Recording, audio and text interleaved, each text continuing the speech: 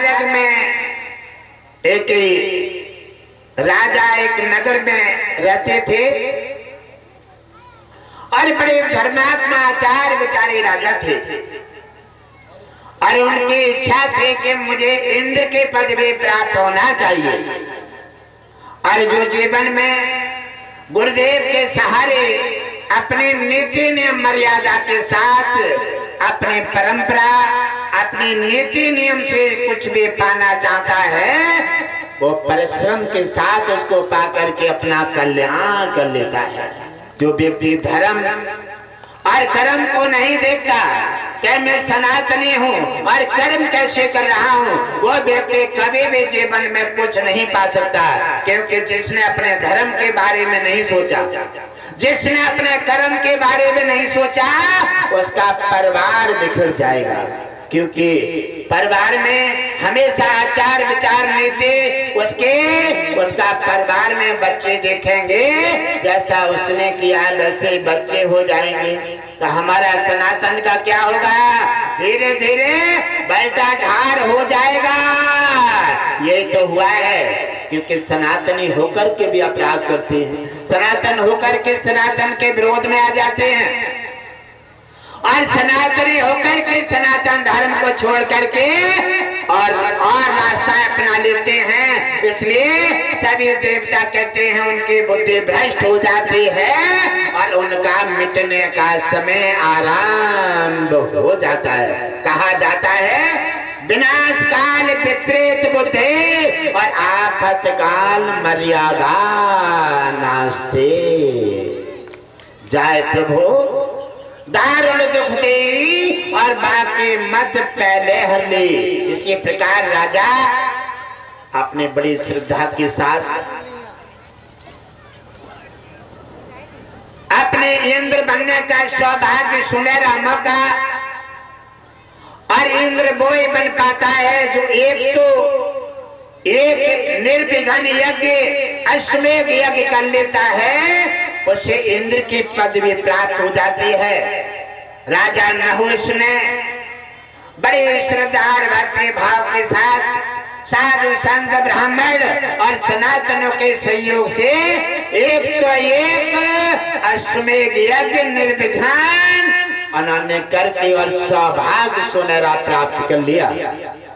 उधर राजा नहुष के लिए इंद्र के पद में प्राप्त हो जाती है और पुराना जो इंद्र था उसे इंद्रासन से हटा करके और उसे बेदखल कर दिया जाता है और राजा नहुष जाकर के स्वर्ग के राजा बन जाते हैं। यहाँ तक कहा जाता है कि व्यक्ति अच्छे आचार विचार से और अच्छी संगत अच्छे धन से अगर कोई कार्य करना चाहता है वो काम अपना सफल करके और अपना कल्याण कर देता है।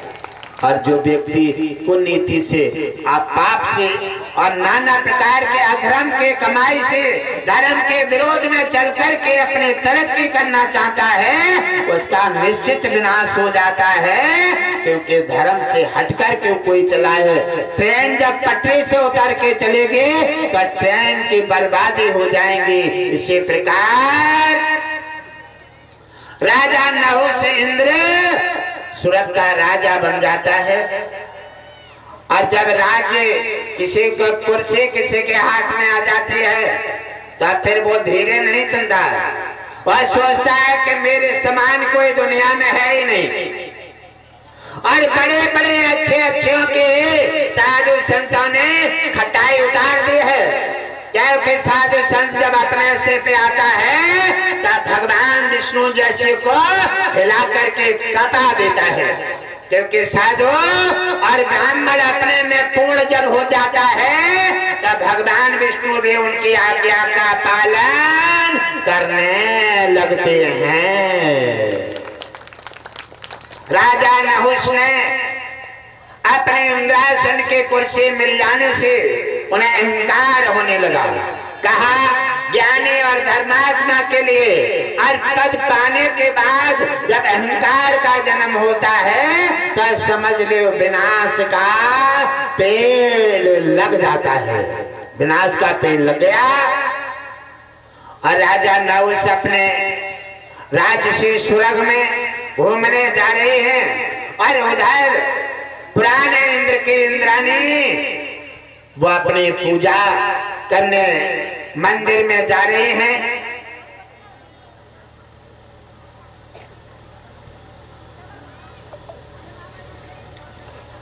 और उन्होंने देखा, अरे इंद्राणी को देख करके राजा नहुष की बुद्धि भ्रष्ट हो जाती है। पराया धन देख करके बुद्धि बदल जाए, पराया चमत्कार देख करके बुद्धि बदल जाए, पराई खेती देख करके बुद्धि बदल जाए, पराई सुंदर बहन बेटे देख करके बुद्धि बदल जाए। उनका विनाश कैसे होता है वो ये कथा से सुन लो। राजा नहुष जाता है और रानी के सामने पहुंच गया, कहने लगा मैं यहाँ का इंद्र हूँ और परिचय दे दिया, और मैं जहाँ का इंद्र हूँ, आप यहाँ के इंद्राणी हैं, और मेरे हिसाब से अब मैं जो कहूँ आप उसी के हिसाब से अपना संचालन कीजिए। रानी ने उत्तर दिया कि हे राजन, राजा एक पिता की जगह पर होता है, और जब पिता की बुद्धि भ्रष्ट हो जाती है राजा के, तब ऐसी जगह पर पहुंच जाता है जैसे कूड़ा घोड़े पर पड़ा हुआ है। तुम्हारी बुद्धि भ्रष्ट हो गई है। मैं पतिव्रता नारी हूँ और मैं किसी पर पुरुष के लिए कभी भी दृष्टि से नहीं देख सकती।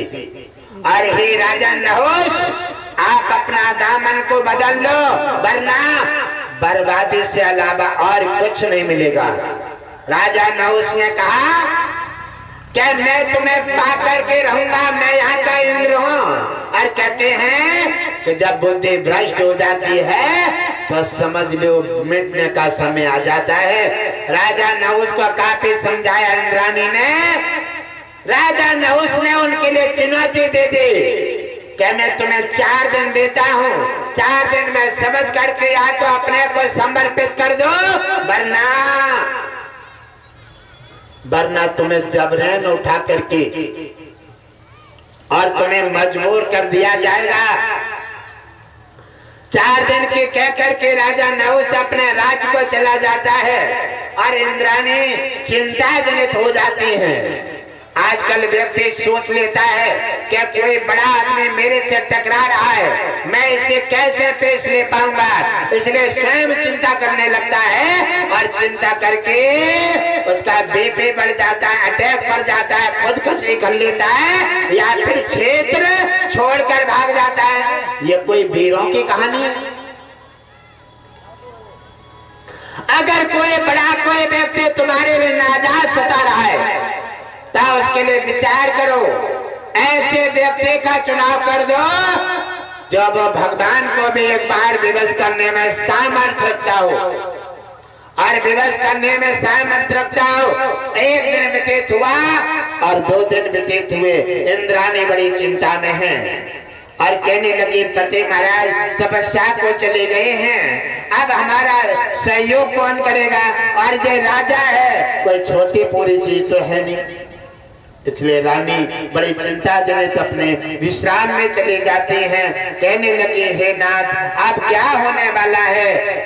भगवान विष्णु का चिंतन करते हुए और विश्राम में चली जाती हैं। विश्राम से रात्रि के 12 बजे के करीब जब उनकी आंख खुलती है तो अचानक उनके दिमाग में जागृति हो जाती है और मन में विचार आया कि गुरुदेव को आह्वान करो। जब सारी समस्या सिर पर आ जाती है और दुनिया कलाई छोड़ देती है, तब गुरुदेव आकर के सहायता करके और कल्याण कर देते हैं। ने गुरुदेव से अलावा इस राजा दुष्टाचारी को और कोई सबर नहीं सिखा सकता। इसलिए गुरुदेव का आह्वान करके और गुरुदेव को अपनी बातें बता करके अपना कष्ट, अपना दुख गुरुदेव को बताओ, वही दुख का नाश करेंगे और अपनी कृपा दृष्टि से निशाचर का संहार कर देंगे। सुंदर बुद्धि से, विचारों से उन्होंने काम लेकर के और दुर्वासा गुरुदेव को आह्वान किए। उन्होंने कहा, हे गुरुदेव, हम पर बड़े गंभीर समस्या है और ऐसे ऐसे राजा नहुस ने मेरे पर कुदृष्टि बना दी है और मैं बड़े परेशान हूँ। गुरुदेव त्रायमान, मेरी सहायता कीजिए। गुरुदेव ने कहा, पुत्रे चिंता मत करो, मैं आता हूँ और आकर के तुम्हारी समस्या का समाधान कर दूंगा। जब बड़े से सामना करने के लिए बड़े को नहीं चमत्कारी को मिला दो। और राजा से जाकर के दुर्वासा वहां पहुंच जाते हैं और दुर्वासा ने जब देखा कि ये राजा है, इसके पास बाव बल है, सत्ता बल है, सेना बल है, संत नहीं डरते क्योंकि उनका दो ही मार्ग होते हैं, जीवन सत्य के और धर्म के हित में जीना, वरना मृत्यु के मुखार बिंद में चले जाना। क्योंकि साधु दोनों पहलू पर नहीं जीते, साधु हैं वो और जो साधु नहीं उनकी तो बात ही नहीं। उन्होंने कहा, दुर्वासा ने जब कहा तो दुर्वासा आराम से आ जाते हैं और उधर राजा नहुस अपनी सेना लेकर के और उन्हें बल दिखाने आ जाता है। बलपूर्वक इंद्राणी को ले जाने के लिए, विवश करने के लिए तैयार हुए और जैसे उसने अपनी सेना के साथ उनके कक्ष में प्रवेश किया और वैसे ही देखा तो दुर्वासा गुरुदेव बैठे हैं और दुर्वासा को देखते ही उसने कहा, अरे ये तो साधु हैं, ये क्या करेंगे? मेरे पास सत्ता बल है और सेना बल, इसलिए सेना को आदेश दिया आगे बढ़े। दुर्वासा ने कहा, हे दुष्टाचारी, अपनी जगह ठहर जा, तेरे अंदर साहस कहां से आता है? जब किसी शिष्य का गुरु बैठा है और साधु बैठा है और तेरी कैसे हिम्मत है जो उस पर वार करने का, फिर भी तेरा साहस है? मुझे लगता है कि तेरी मृत्यु तेरे सिर पर तांडव कर रही है। और कहने लगे, राजा नहुस कहता है, अपनी सेना को आदेश दिया, कई संत को भी पकड़ लो और इंद्राणी को भी, दोनों को संत को लेकर भाग से मंडा दो और इंद्राणी को अपने लिए मजबूर कर दो। और दुर्वासा को क्रोध आया और जल उठाया, जल लिया और वेग मूत्र का चरण किया और राजा को श्राप दे दिया, जा दुष्ट पापान पापी, जा तू सर्प हो जा। जैसे उन्होंने श्राप दिया, राजा नहुस सर्प योनि में पहुंच गया, चटाई समेट गई। साधु संतों से सोच समझ के टकराओ, वरना बड़े बड़े अच्छे ने चटाई समेट गई है, क्योंकि आप हल्के में ले लेते हैं और हल्के में लेकर के बाहर करना चाहते हैं। इंद्रासन भी चला गया, सब घमंड उतर गया एक पल में। अब खड़े होकर के फुसकार मारने लगे, अब बार बार गुरुदेव के पैरों से अपना सिर टेक रहे हैं, क्षमा कर दीजिए, क्षमा कर दीजिए। और कुछ है धरतीवासियों के पास? पहले तो जाओगे, बड़ी तीरंदाजी दिखाओगे। और जैसे उन्होंने कहा सर्प बन गया और दुर्वासा गुरुदेव ने कोई भी ध्यान नहीं दिया, बार बार निवेदन कर रहा है कि हे गुरुदेव, मेरे से गलती हो गई। अरे गलती तुमने ऐसी छोटी थोड़ी की है, गलती इतनी बड़ी कर डाली जिसका कोई क्षमा याचना का कोई संबंध नहीं है। किसी को मजबूर करो और किसी नारी पर मजबूरन किसी पर प्रहार करो, और किसी की संपत्ति छीन लो, किसी को नाजायज फंसा दो, किसी के साथ में छल कपट करो, ये तो नाइंसाफी है, ये सरासर नाना प्रकार से अपराध है। और ऐसे अपराध को भगवान विष्णु क्षमा नहीं करते। ऐसे अपराध का दो ही कारण है कि जीवन हट करके केवल मौत से इसका दंड का भुगतान हो सकता है। और राजा नहुष सर बन जाते हैं, बार बार प्रणाम कर रहे हैं दुर्वासा को। तो उन्होंने कहा, अब जरा देर में बड़ी इंद्रासन का घमंड था, राजा बनने का घमंड था, इंद्र बनने का घमंड था। घमंड साधु अपने पे आता है तो जरा देर में उतार करके चटाई समेट देता है। न इंद्र रहे और न मानव, क्या बन गई सर्प, और सर्प बन जाते हैं। तो उन्होंने कहा कि तुमने गलती तो बहुत बड़ी की है, बार बार क्षमा मांग रहे हो। तो साधु का स्वभाव ऐसा नहीं होता, साधु का स्वभाव होता है शांत।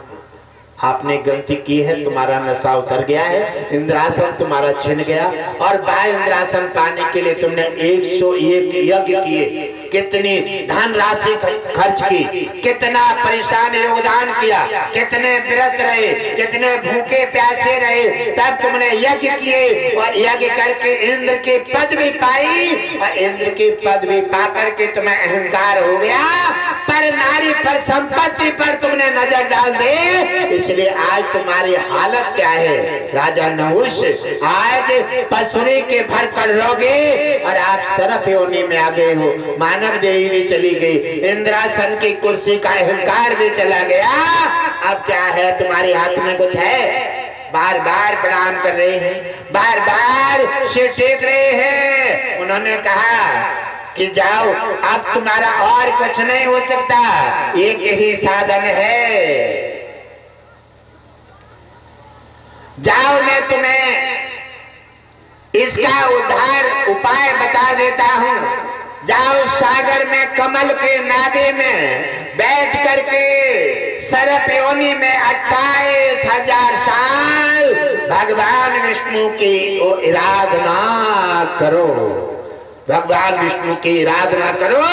और भगवान विष्णु तुम्हारी तपस्या से जब प्रसन्न होंगे और प्रसन्न होकर के तुम्हारे पास उपस्थित हो जाएंगे, तब अपने दर्शन दे करके तुम्हें फिर से मानव जीवन में वापस करके और तब तुम्हारा कल्याण करेंगे। तब तक के लिए तुम्हारा यही दंड है, 28,000 साल तक कमल के नाभि में बैठ करके और विष्णु जी का ध्यान करो, और तब तुम्हारा कल्याण होगा। उतर गया नशा। ऐसे ही यहाँ पर कुर्सी का नशा उतर जाता है, ऐसे दौलत का नशा उतर जाता है। साधु अपने से पर आता है, साधु सोचता है कि किसी ने कोई चीज बड़ी मुसीबत से पाई है, और जब वो हद पार कर देता है तो साधु का क्रोध जब बढ़ता है तो उसकी चटाई समेट करके उसका खात्मा कर देता है, और साधु से कोई नहीं बचा।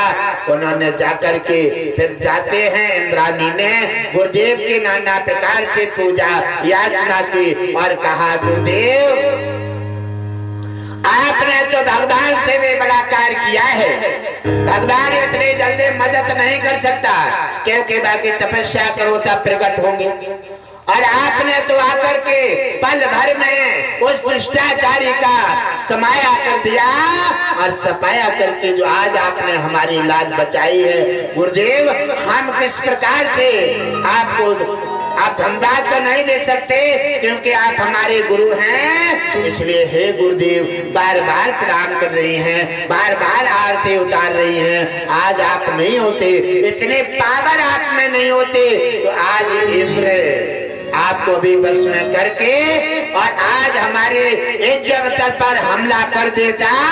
तो इसी प्रकार से ही गुरुदेव आपके जीवन में हमेशा सतयुग द्वापर त्रेता हर युग में साधु संतों ने और महापुरुषों ने भक्तों की लाज बचाई है, सनातन की रक्षा की है, धर्म की स्थापना की है। और जब जब किसी भक्त पर जब अत्याचार हुआ है, तब संतों के भेष में भगवान विष्णु ने अवतार लिए हैं और भक्तों को कल्याण किए हैं। बोलो भक्तवत्सल भगवान की जय हो। अब आप अपराध में जब अंधे हो जाते हैं, पाप की संपत्ति से जब तुम्हारे ऊपर आंखों में जैसे सिरक पर चिचड़ी आ जाती है, वैसे तुम्हारी आंखों पर पर्दा पड़ जाता है माया का और पाप का। इसलिए तुम साधु संतों के बारे में सोच नहीं सकते, सनातन के बारे में सोच नहीं सकते, धर्म के बारे में तुम जान नहीं सकते। इसलिए बार बार कठिनाइयां जन्म लेती हैं और बार बार तुम जैसे आते हैं और वैसे ही चले जाते हैं। और जो व्यक्ति बड़ी सद्भावना के साथ साधु संतों का आदर, सनातन का आदर, कुर्सी पाकर के, नौकरी पाकर के, पद पाकर के अपने धर्म का आदर करते हैं और साधु संत धर्म के हित में बने रहते हैं, उनकी तरक्की होती जाती है, उनके पोस्ट बढ़ते जाती है और वो अपने माता पिता और अपने धर्म और अपने सनातन का नाम इतिहासों में अजर अमर कर देते हैं।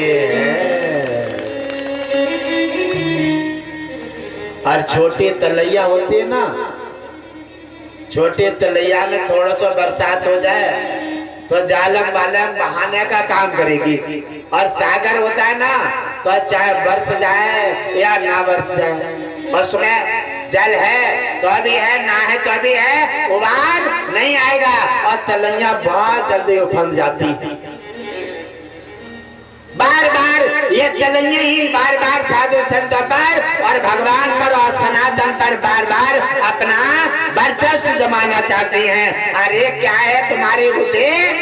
अरे तुम अपना दामन पीछे कर लो, सनातन और साधु संत और धर्म पर ना कोई वर्चस्व जमा पाया है और ना किसी का जमेगा। भगवान विष्णु ने कहा है, जब जब साधु संत पर और मेरे धर्म ब्राह्मणों पर और जब सनातन और भक्तों पर जब जब अत्याचार हुआ है, जब जब कोई किसी प्रकार के दुष्टाचारी ने, रावण और कंस जैसे ने मेरे भक्तों पर प्रहार किया है, तब फिर मैंने शांति दूत बनकर के उसे समझाने का तो काम किया है।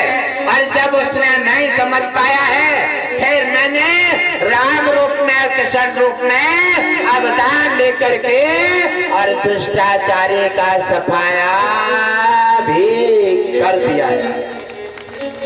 भगवान विष्णु ने कहा है कि सनातन साधु संत ब्राह्मण और भक्तों की रक्षा का भार मेरे अधीन है।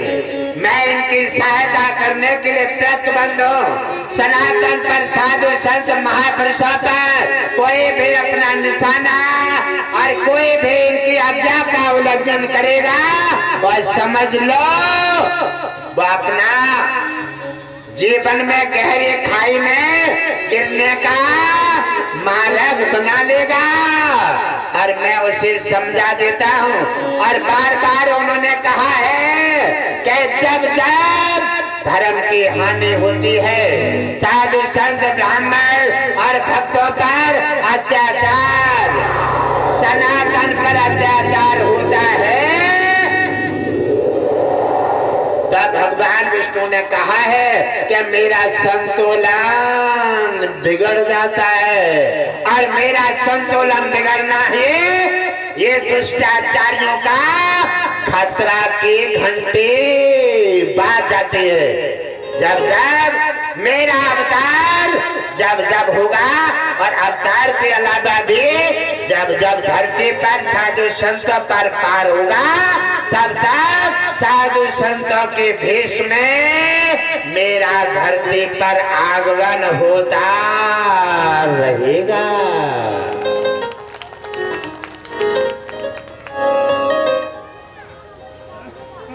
उसी समय भगवान विष्णु ने अपने भक्तों की रक्षा करने के लिए, अगर भक्तों की रक्षा भगवान विष्णु की न हो तो हम जैसे साधु संत और भोले भोले भक्तों को कौन छोड़ेगा।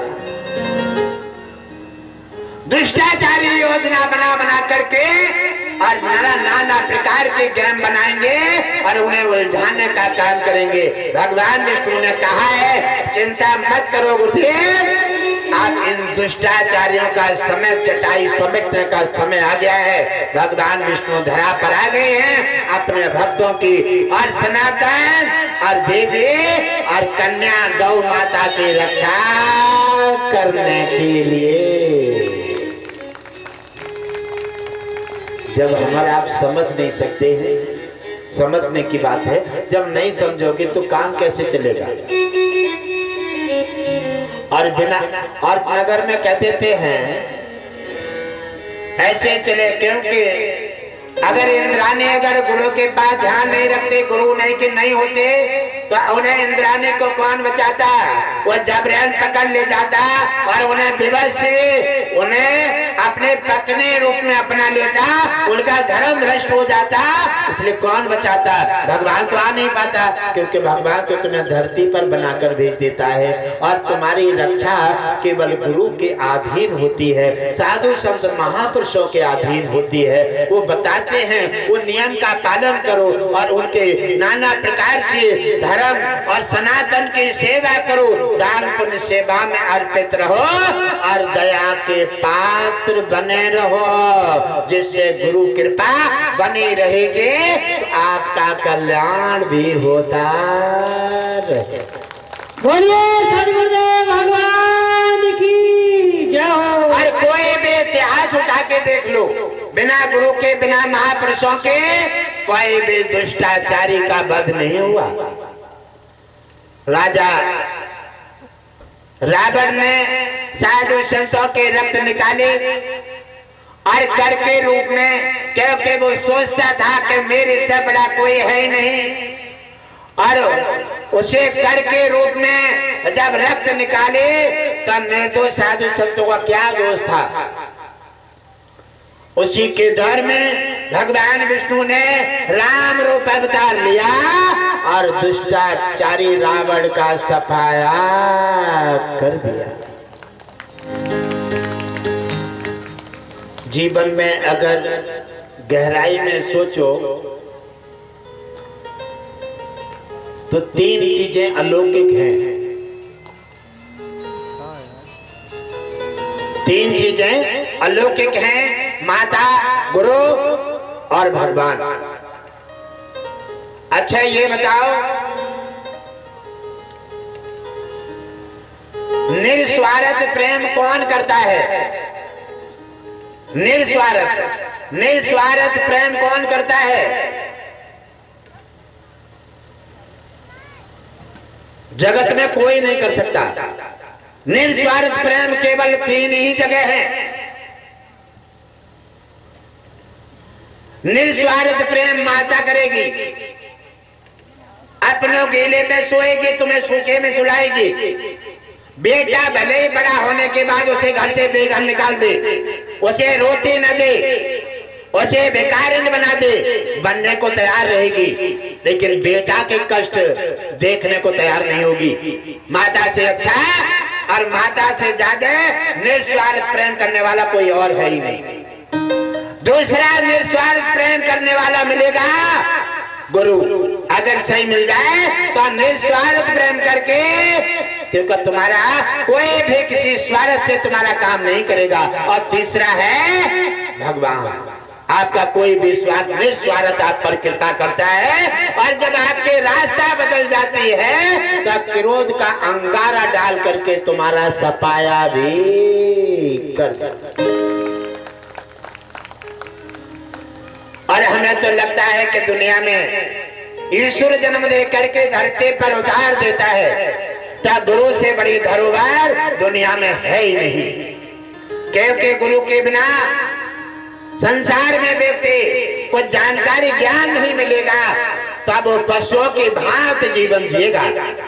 जैसे कहीं कोई अगर माता अगर उसे ज्ञान मार्ग में नहीं डालती है तब कोई जहां बैठेगा वही सीखने लगेगा, कहीं जुआ, कहीं शराबी, जुआरी, जो मार्ग में पहुंचेगा पशुओं की भांति जीवन जीने लगेगा। और अगर ज्ञान मार्ग में अच्छी सद्बुद्धि मिल जाएगी तो गुरु ज्ञान में पड़ेगा तो माता पिता सनातन सबका आदर करेगा और माता पिता अपना भारत का अपना नाम रोशन कर देगा, अपना भी करेगा और भारत का भी नाम रोशन करेगा। इसलिए ज्ञान बहुत जरूरी है। इसलिए कहा है गुरु सर्वश्रेष्ठ है। भगवान विष्णु कहते हैं कि गुरु मेरे से पहले गुरु की पूजा, मेरे से पहले ब्राह्मण की पूजा, मेरे से पहले माँ की पूजा। माता कितनी है तुम्हारे भारत में? अनगिनत है। जन्म देने वाली माता, जिस पर रह रहे हो, कैसे कैसे सब्जियां, कितने कितने वृक्ष और कितने कितने सुंदर फल उगा रहे हो, ये भी माता है। इस पर आप कितने कितने अपराध करते हैं, इसी पर थूकते हैं, इसी पर गंदगी फैलाते हैं और साफ बर्दाश्त करती है। इसलिए तो इसका नाम माता है, क्योंकि इसने तुम्हें सूखे में सुलाया और अपने गीले में सोई, और फिर भी तुम निर्दयी इतने हो गए कि माँ को तुमने घर से बेघर कर दिया और अपना कहते हो कि अब हम तुम्हें शामिल में नहीं रखेंगे।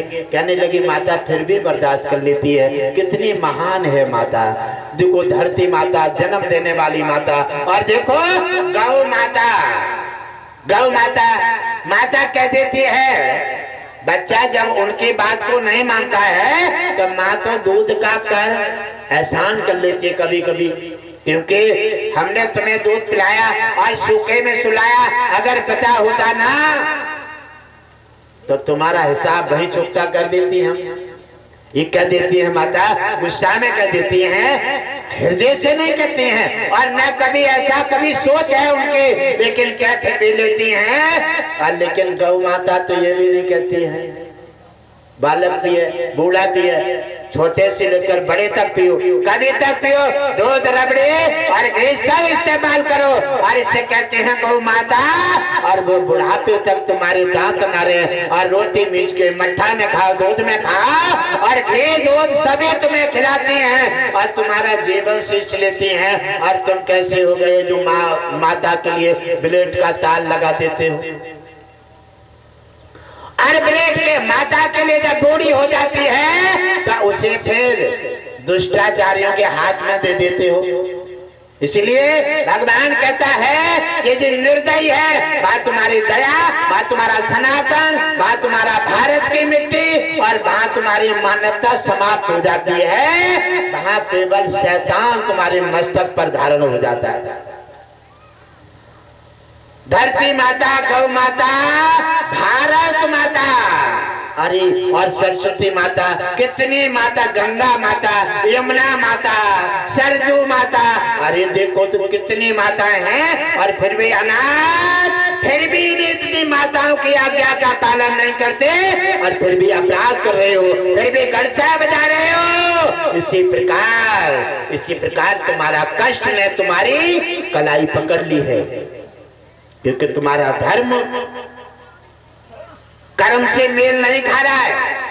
तुम्हारी मानव जीवन जो लिया है, ये 84 लाख योनियों में जब आए, जब जाकर के ईश्वर से जब तुमने प्रार्थना की और तुमने वायदा किए हैं, जन्म जन्म के भागों से परदेही प्राण पाता है, और विष्णु भजन का वायदा करके जीव जगत में आता है। आपने वायदा की है, और जहां आकर के गाड़ी में, बंगला में, बेटा में, बेटी में, नौकरी में, हाँ, इनमें उलझ गए हो। गाड़ी बनाने में, मकान खरीदने में और खेत खरीदने में, हाँ, ये चीजों में फंस गए हो। अगर ये पता तो ज्यादा चलेगी, ज्यादा यमराज जी खड़े हैं, ज्यादा इनके पल्ले में पड़ोगे ज्यादा। और ऐसा नहीं है कोई बचे, इनके शिकंजा में पल्ले में सभी को आना है, और जा दिन इनके पल्ले में पड़ जाओगे ना, ता दिन जैसे दही में रही पड़ती है ना, तो जब चलता है तो मट्ठा और नैनी अलग अलग हो जाती है। हाँ, ऐसे ही जी यमराज जी नैनी रही भी नहीं डालते। अरे इनके तो डर के मारे मट्ठा दही से और नैनी अपने आप बाहर आ जाती है, शरीर से प्राण अपने आप बाहर आ जाते हैं। और कोई इन्हें देखना चाहते हो, कोई देखना चाहते हो, मन देखो हवा निकलेगी भाग जाओगे यहाँ से, देखना ठीक नहीं है। इनको तो लास्ट में ही दिखता है, और इनका भय कहां खत्म हो जाता है जानते हो? इनका भय खत्म हो जाता है, वहीं खत्म हो जाता है। इनका भय गुरु के सामने नहीं होता, इनका भय भक्ति के सामने नहीं होता, इनका भय तपस्वी के सामने नहीं होता। वहां ये यमराज भी मस्त मस्तक हो जाते हैं, बार बार प्रणाम करते हैं, वहां जो तेजहीन हो जाते हैं, और भक्ति मार्ग में के सामने जी बार बार प्रणाम करके हार जाते हैं भक्ति के सामने। और गुरु भक्ति के सामने इनका कोई ताकत नहीं चलती। गुरु सर्वश्रेष्ठ है, और जिसने गुरु के प्रति निंदा और जिसने गुरु के प्रति अपना अच्छा व्यवहार नहीं रखा, सेवादार क्यों बनते हैं, सत्संग क्यों आते हैं? गुरु की आज्ञा का पालन करने के लिए।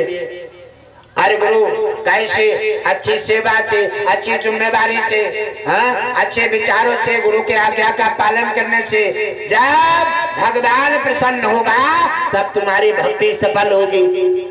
और आप काम कहाँ डंडोरा पीट रहे हैं और सेवा करना रहे हैं, और अहंकार के कट्टे बांध के रख रहे हैं क्या हम सेवादार हैं, हम सेवा कर रहे हैं।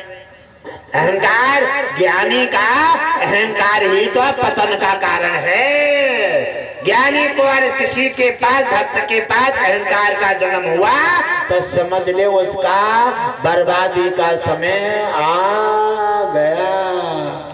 ये चाहे कोई भी हो, या कोई समझौता नहीं है।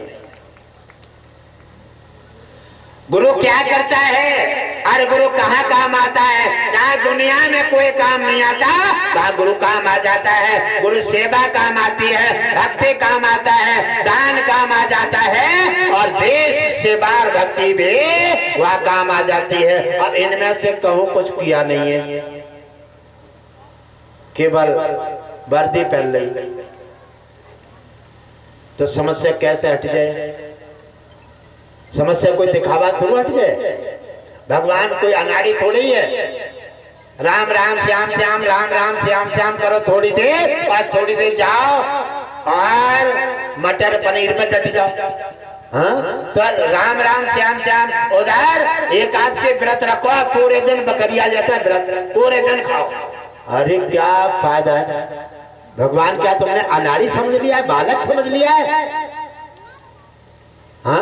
और फिर कहते हो हम बहुत पूजा पाठ कर रहे हैं, हमने बहुत सेवा की है। अरे तुम्हारी सेवा कहाँ गई? कौन सा मकान भर दो है सेवा से तुमने? सेवा तो जा दिन पता चले, जा दिन अपना ये खलना छोड़ के जाओगे, वहां पता चलेगी कि सेवा किसने की है, गुरुजी किसके साथ खड़े हैं, और किसने सेवा ना की तो गुरुजी पीछे देखो दिखाइए ना देंगे। इसलिए सेवा जब ली है तो भाव और श्रद्धा के साथ करो, और जो भी प्रसाद मिल जाए प्रसाद समझ के खा जाओ, खाना समझ के मत खाओ। प्रसाद समझ के खाओगे बीमारी छूट जाएगी, और शरीर का तुम्हारा दोनों का कल्याण हो जाएगा। अब गुरु की व्यवस्था कहाँ कहाँ देखो, गुरु का देखो काकभूषुंड जी, गुरु की महिमा से और उनका जीवन धन्य हो गया। और गुरु का महापुरुषों का कहाँ कहाँ देखोगे। और जब जाते हैं एक पन पे किसी पन तो बैराग होता ही है, और वो पन अगर हम बैराग से निकाल देते हैं तो फिर हमारे जीवन बेकार हो जाता है। ऐसे बचपन में एक सज्जन को वैराग हो जाता है और वो निकले चले जा रहे हैं, कहने लगे मुझे गुरु चाहिए जैसे प्यासे को पानी। और जब वैराग होता है तो उसको एक ही आवाज होती है, एक ही आवाज होती है, उससे और कोई साधन नहीं। और जिसके पास भक्ति अपना स्थान बना दे वहां कोई स्वार्थ नहीं होता, वहां कोई लालच नहीं होता और वहां कोई अहंकार भी नहीं होता।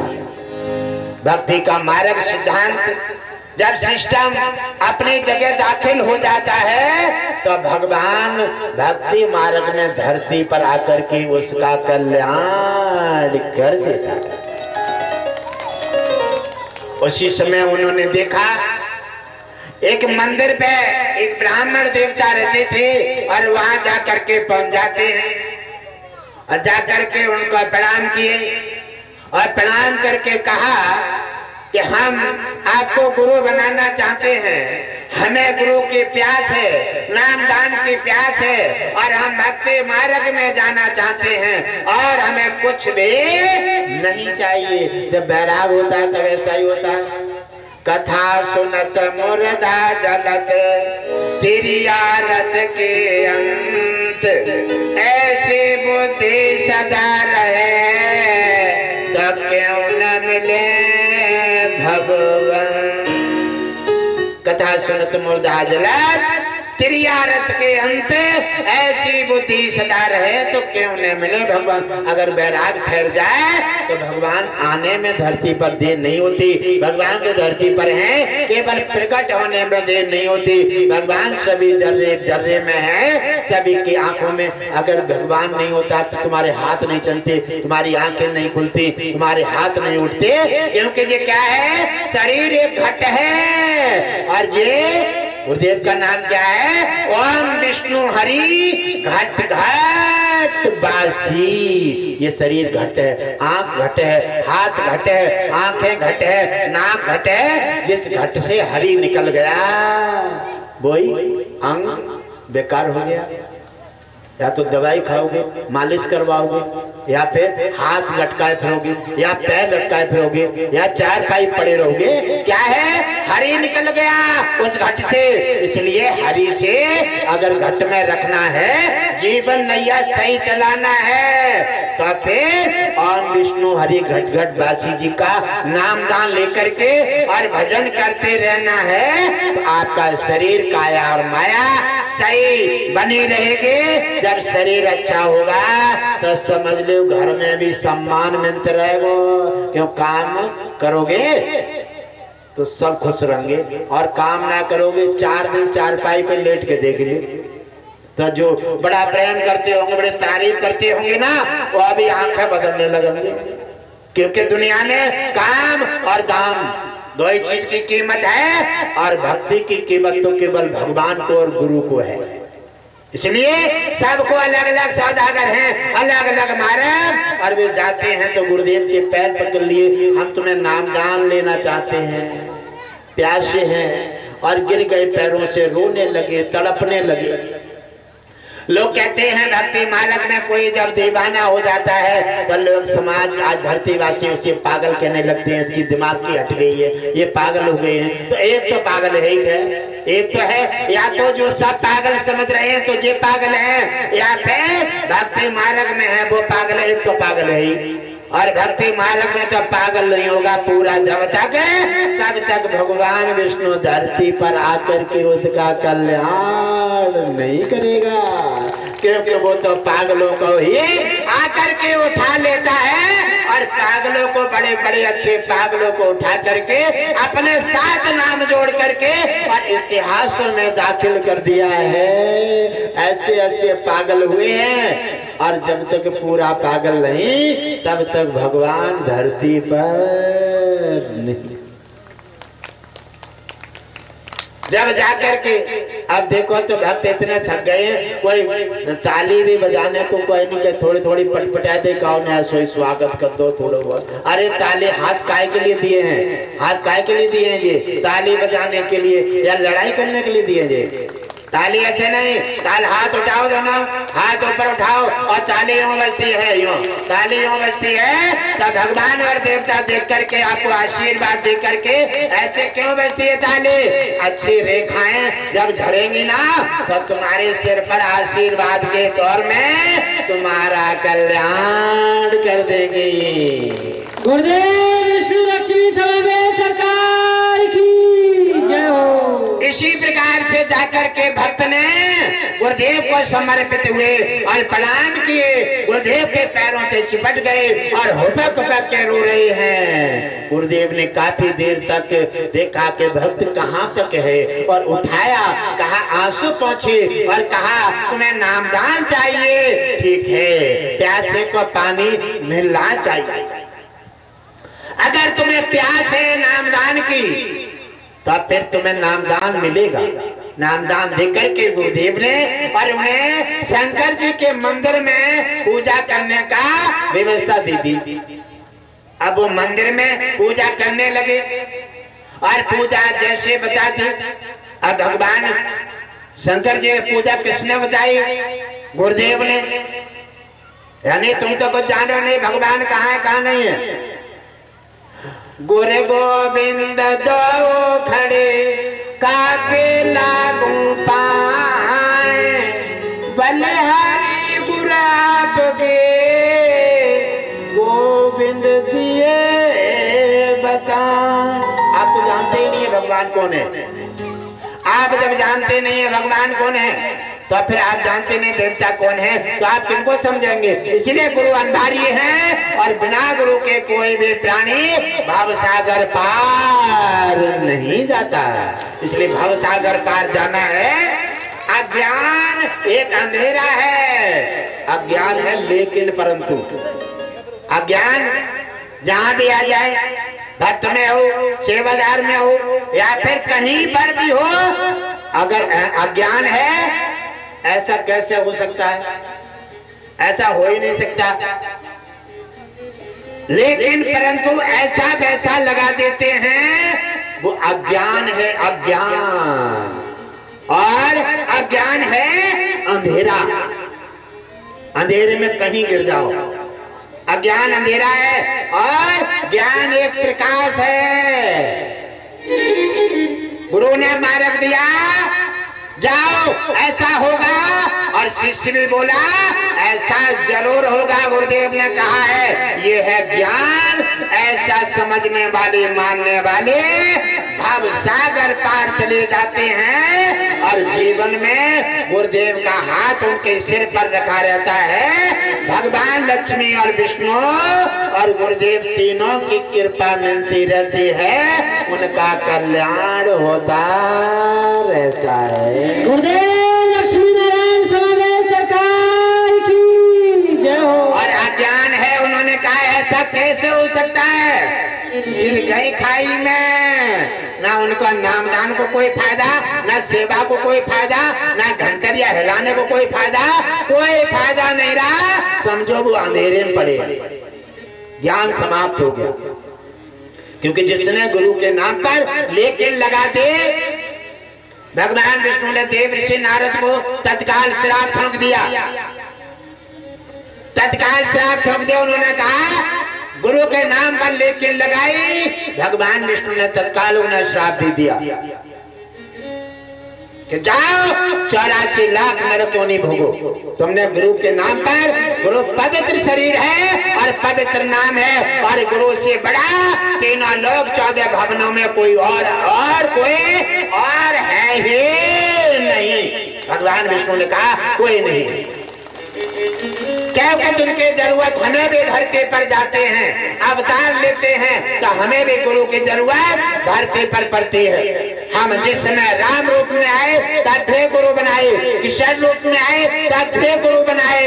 अरे गुरु की आवश्यकता हमें पड़ती है। गुरु एक लाठी है, गुरु एक मल्ला है, गुरु एक बाग में माली है। और बिना गुरु के कोई भी प्राणी भवसागर पार जा नहीं सकता। अहंकार प्रकार की लाठी लेकर के कहीं भी डालो और कहीं जाओ, आखिर में उनकी नैया डूब जाती है। उन्होंने भगवान भोलेनाथ का ध्यान बता दिया और वो पूजा कर रहे हैं। 2-4 दिन व्यतीत हो गए और 2-4 दिन के बाद, क्योंकि गुरु भी शिष्य की परीक्षा लेता रहता है, क्योंकि शिष्य कैसे सेवा कर रहा है, ऐसा तो ना है कि कपड़े पैर के खड़ाए और दिखावा कर रहा है।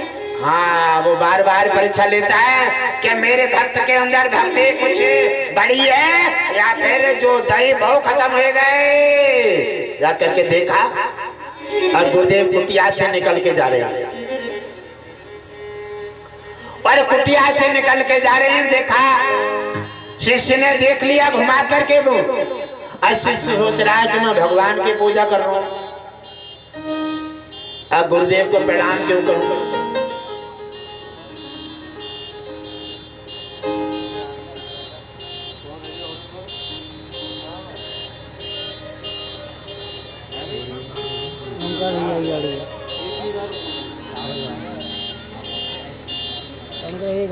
उसी समय उन्होंने कहा कि मैं भगवान की पूजा कर रहा हूं, तो मैं गुरुदेव को प्रणाम क्यों करूं।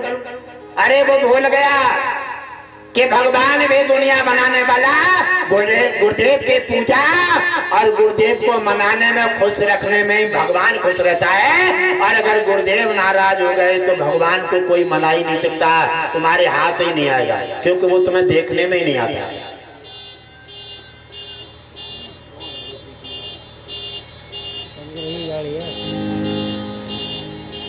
प्रणाम नहीं किए, भगवान भोलेनाथ मंदिर में प्रकट हो गए और तत्काल भक्त को श्राप दे दी, जा दुष्ट पापान पापे, जा 84 लाख नरक योनि भोग। जिनकी पूजा कर रहे, भोलेनाथ की पूजा कर रहे, और भोलेनाथ ने श्राप ठोक दो भक्त पर। और जिन गुरुदेव का अपमान किया, जिन गुरुदेव का प्रणाम नहीं किया, उन गुरुदेव ने कुछ भी नहीं कहा। जब श्राप मिल जाता है, अब घबराने लगे, लोटा और थाली वहीं छूट गई और कहने लगे अब क्या करें। अरे क्या करोगे, जिनकी पूजा कर रहे थे शंकर जी के सिर मारो, इनसे प्रार्थना करो और इनसे याचना करो जो तुम्हें समझा देंगे और तुम्हें श्राप से मुक्त कर देंगे। लेकिन हो नहीं सकता ऐसा। बार बार इधर उधर देखा तब कोई दिखाई नहीं देता। जब सब जगह हाथ उठा देते हैं तो फिर लौट के फिर गुरु के पास आ जाते हैं, क्योंकि गुरु से ज्यादा और कोई दयावान हो ही नहीं सकता। जब सारे रास्ते दरवाजे बंद हो गए, देखा सब लोग और देख रहे हैं गुरुदेव खड़े दिखाई दे रहे हैं, और भाज के गए और गुरुदेव के पैर पकड़ ले, कहने लगे गुरुदेव हमसे गलती हो गई है, भोलेनाथ ने हमें श्राप दे दिए हैं 84 लाख नरक योनि भोगने का, हे नाथ कल्याण कर दीजिए। रोने लगे, हुपकने लगे, परेशान होने लगे। अरे गुरुदेव तो दया की मूर्ति है, गुरुदेव ने उठाया, गलती पर ध्यान नहीं दिया, उठाया हाथ से बचे, क्या बात है। अरे कहने लगे ऐसे ऐसे भोलेनाथ ने मुझे श्राप दे दिया, हमने आपको प्रणाम नहीं किए इसलिए श्राप दे दिया। कहने लगे कोई बात नहीं, चिंता मत करो, घबराओ मत, हम तुम्हारा कोई न कोई रास्ता ढूंढ निकालेंगे। शिष्य को शांति बताई, आज से बचे और जाकर के उनके पास जाते हैं, भोलेनाथ के पास मंदिर में, और प्रार्थना की, और प्रार्थना करके भोलेनाथ को प्रकट कर लिया। दोबारा प्रकट किया और भोलेनाथ को प्रणाम किए और कहा हे भोलेनाथ, अरे ये तो धरतीवासी हैं, इनसे गलतियां होती रहती हैं, ऐसे गलती पर हम ध्यान देंगे तो इन पर रोज श्राप ठोकेंगे, क्योंकि 24 घंटा में या कम से कम हजारों गलती करते होंगे, गलती है नहीं, इसलिए अरे इन पर क्षमा कर दीजिए। और आपने छोटी सी गलती पर इतना बड़ा श्राप दे दिया। भोलेनाथ कहने लगे हे ब्राह्मण देवता गुरुदेव, आपको ये छोटी गलती लग रही है? आपको ये छोटी गलती नहीं है, ये गलती हम तीनों से परे हैं, ब्रह्मा और विष्णु महेश से। ये गलती को कोई भी हम स्वीकार नहीं करते। ये हमारे से जब ऊपर चली जाती है और तब हमने श्राप ठोका है, क्योंकि गुरु सर्वश्रेष्ठ है, हमारे से भी बड़ा है, और गुरु की निंदा, गुरु का अपमान हमें बर्दाश्त नहीं है। और तुम कह रहे हो कि छोटी चीज है? अरे हमने 84 लाख नरक का भोगने का श्राप दिया, हमें इसे भस्म कर देना चाहिए। इसने गुरु की निंदा करने में इसको साहस कहां से आ गया? जिस गुरु ने हमारे पूजा करने का माध्यम बताया, जिस गुरु ने इसे साधन दिया, जिस गुरु ने जीना सिखाया, जिस गुरु ने सारे साधन दिए, और उसी गुरु की निंदा करने का जिसके अंदर साहस कहां से आ गया? भगवान भोलेनाथ वह बार बार गुरुदेव मना रहे हैं, लेकिन भोलेनाथ बस में नहीं आ रहे हैं। क्या लेकिन नहीं, इसने गुरु के प्रति गलती की है, इसको दंड भरना अनिवार्य है, दंड तो भरना पड़ेगा। बार बार गुरुदेव कहते हैं और बार बार भोलेनाथ को मना रहे हैं। किनके पीछे? शिष्य के पीछे। बार बार कहते हैं। आकर क्या भोलेनाथ प्रसन्न हो गए और कहने लगे, तुम जैसे गुरु की जिस शिष्य पर कृपा हो जाए और वो तो शिष्य माला माल हो जाए। तो शिष्य में उन्होंने कहा, हे ब्राह्मण देव, मैंने जो अपने मुखारविंद से इन्हें श्राप दिए हैं और तो इन्हें अवश्य भोगना पड़ेगा। बस तुम्हारी कृपा इसी में जुड़ जाती है तो अश्राप को भी हम वरदान में मोड़ देते हैं, क्योंकि आपकी तो कृपा एक अमृत है। आपकी कृपा इन्हें मिल गई है तो हम अश्राप को वरदान में मोड़ देते हैं। और ये 84 लाख योनि तो इन्हें भोगने पड़ेंगे, लेकिन हर जन्म में भगवान विष्णु के सच्चे भक्त रहेंगे। ये गुरु कृपा का वरदान है। हर जन्म में भगवान विष्णु के परम भक्त रहेंगे। हरि चर्चा के अलावा इन्हें और कुछ भी नहीं सुहाएगा।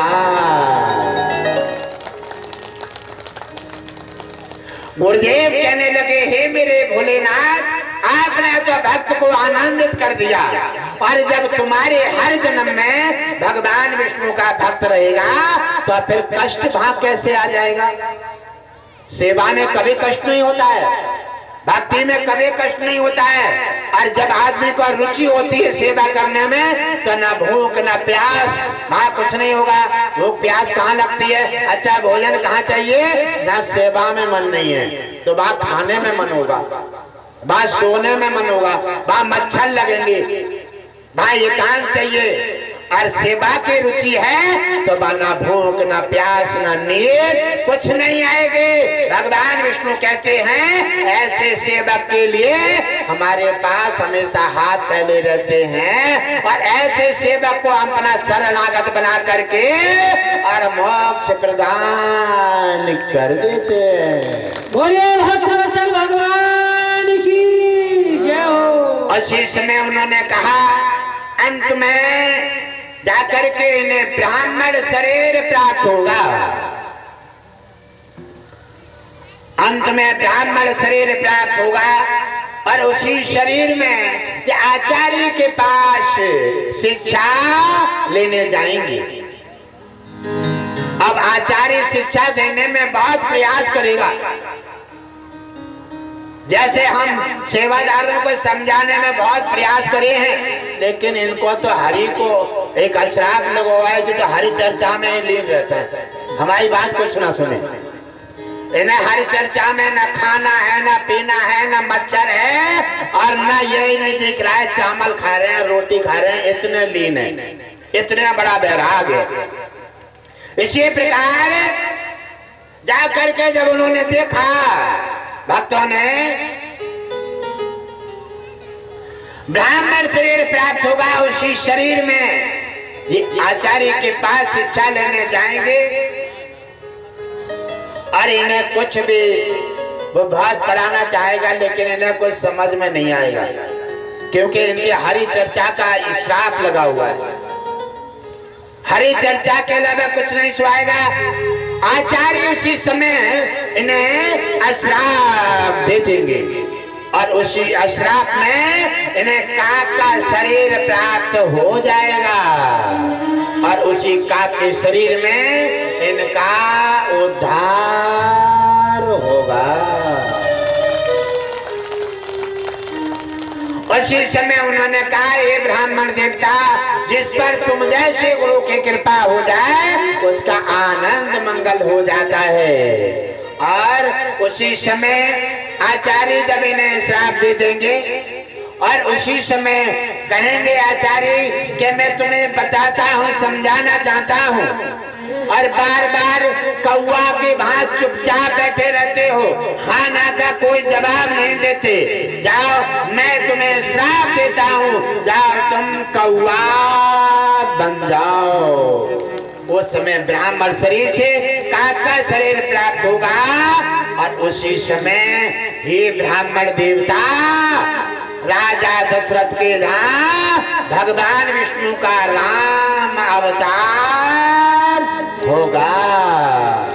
उसी राम अवतार में राम लक्ष्मण मनोहर जोड़ी के दर्शन प्राप्त होंगे।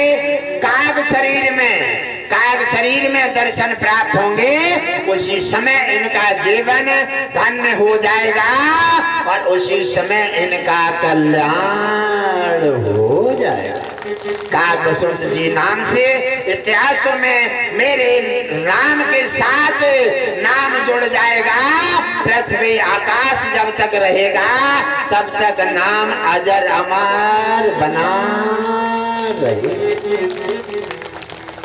ये है गुरु कृपा। और गुरु ने उनका 84 लाख उन्हें से बदल करके और जा करके और उन्हें इतिहास में जोड़ दिया और सभी की कृपा पात्र बना करके आज काकभुसुंड जी शरीर में, आज रामायण में काकभुसुंड जी उत्तरकांड में आते हैं और नाना प्रकार की इनकी बढ़िया कथा सभी साधु संतों के मुखारबिंद से उतारी जाते हैं। और गुरु महिमा को उन्होंने हमेशा अपने मुखारबिंद से गाया है। जिन्होंने गुरु की कृपा, जिन्होंने गुरु की महिमा और जिन्होंने गुरु नाम को हृदय में उतार लिया, जिन्होंने गुरु नाम को अपने भक्ति मार्ग में दाखिल कर लिया और गुरु की कृपा, गुरु की सेवा, गुरु का आश्रम, गुरु की कृपा, गुरु का आदेश जहाँ तक जाए वहां तक भक्त को समर्पित रह करके और वहां गुरु का आदेश को गुरु ही समझ लेना चाहिए। ऐसे सिद्धांत नीति में आकर के जो गुरुदेव के आदेश का पालन करेगा उस पर हमेशा भगवान विष्णु लक्ष्मी गुरुदेव के कृपा बरसती रहेगी। सारे संकट हटेंगे और शरीर न्यू हो जाएगा और उनकी सारी समस्या हट करके भव सागर पार पहुंचाने का काम भी करेगा। ये है गुरु कृपा। और गुरु के बिना कोई भी प्राणी भव सागर पार नहीं जा सकता। इसलिए सबसे पहले माता है गुरु। उसने तुम्हें चलना सिखाया, बोलना सिखाया, मम्मी पापा कहलाना सिखाया। और गुरु, माता पिता और भगवान सर्वश्रेष्ठ हैं। इनके प्रति कभी अनदेखी मत करो। आपका जो देश है, आपका जो धर्म है, आप देश से भी ज्यादा प्रेम करो। देश और धर्म के प्रति अगर भाविक नहीं रहोगे तो धरती और ईश्वर तुम्हें धिक्कारेगा। क्योंकि देश में रह करके और देशद्रोही बनोगे तो ईश्वर कहेगा कि तुम किसी के नहीं हो सकते। इसी देश और धर्म के प्रति हमेशा भाविक रहो और साधु संत माता पिता का आदर और सम्मान करो। इसी के ऐसे सम्मान करने से, नामदान से जुड़ने से और जो सच्चे भाव और श्रद्धा से गुरु के आदेश का पालन करेगा। अरे बीमारी तो छोड़ दो ना, बीमारी छोड़ दो। 84 लाख योनियों से बचा करके आजाद कर दिया, आजाद करके और उनका इतिहास में नाम जोड़ने का काम किया और राम से उनके दर्शन करा करके उनका कल्याण कर दिया। इसलिए जब किया तो जब उन्होंने गुरु की आज्ञा का पालन किया।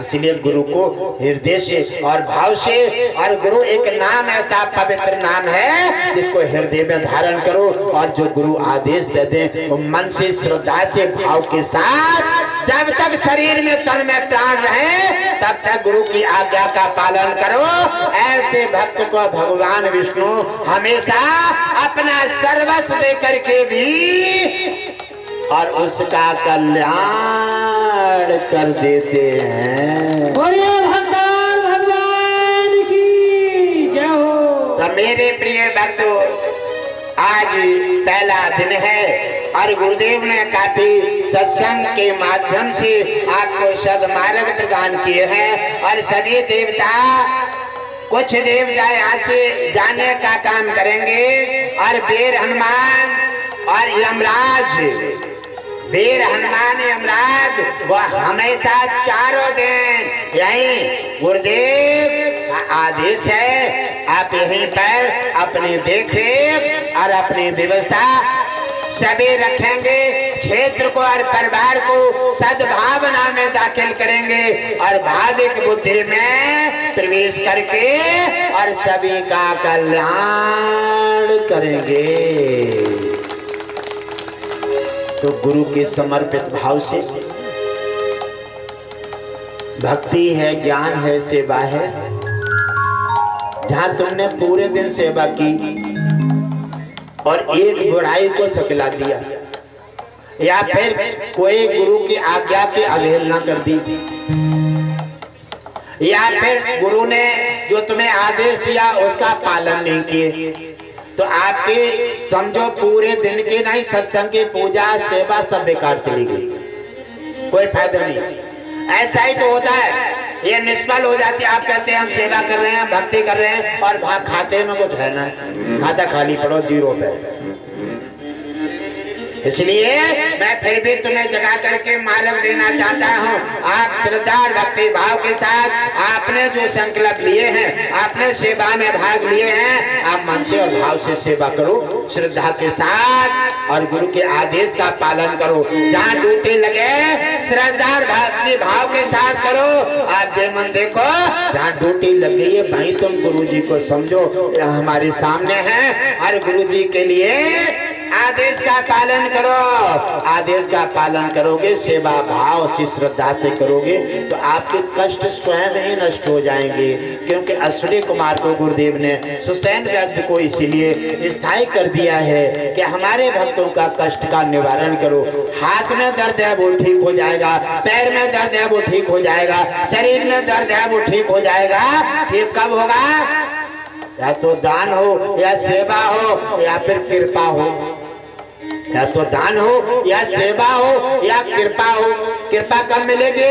जब दान और सेवा दोनों में समर्पित होगी। अब तीनों में एक और चीज ना है, फिर आपकी रक्षा कौन करे?